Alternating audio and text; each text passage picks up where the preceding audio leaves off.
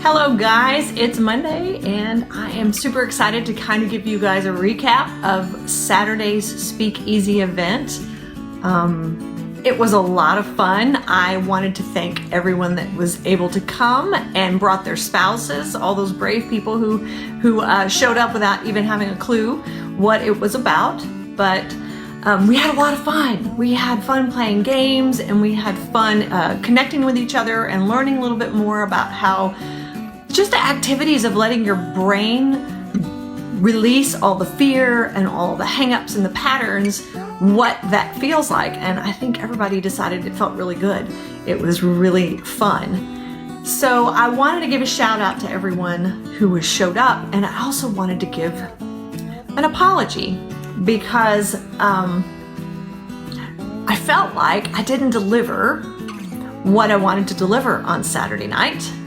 And what I did on Saturday night or Sunday morning was just basically overthink myself into a state of crazy and felt like I disappointed everyone and all that kind of stuff. And then I realized, no, what happened was exactly what happened because it was supposed to happen that way. I realized in the middle of that play shop that I realized what the problem was.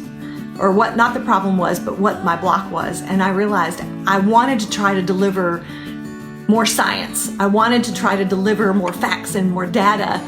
And something about it just didn't feel right.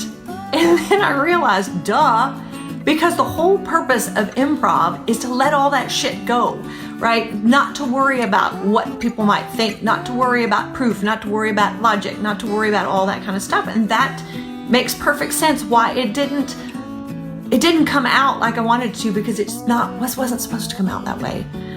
So I wanted to address today what I didn't get to address on Saturday, which was, for me, the purpose of improv is to break our addiction to our logical mind. Because I feel like our logical mind is what is keeping us in this really small, unhappy place. And only if we open ourselves up to these possibilities and the maybes and the what ifs and the unlimited way of thinking are we going to find our truest happiness and our truest purpose. And I often have tried to water down my message because I think that people aren't ready to hear it. And then I decided, with some help of really some beautiful mirrors on Saturday, thank you Astrid, thank you Kavita, thank you Jean, they held up these beautiful mirrors to me and were like, those aren't your people. And they're right. My people are the people who are ready, who want more, who want to let go of the patterns, who want to let go of the addictions of the way we are stuck in our thought patterns. And when people are ready to put those down, when we're ready to let go of this preconceived idea that everything has to be a certain way, otherwise it's not successful, we're not going to be happy. We're going to stay stressed. We're going to stay limited. So I finally put all that down on Sunday morning and what I so lovingly call as a 2 a.m. mindfuck.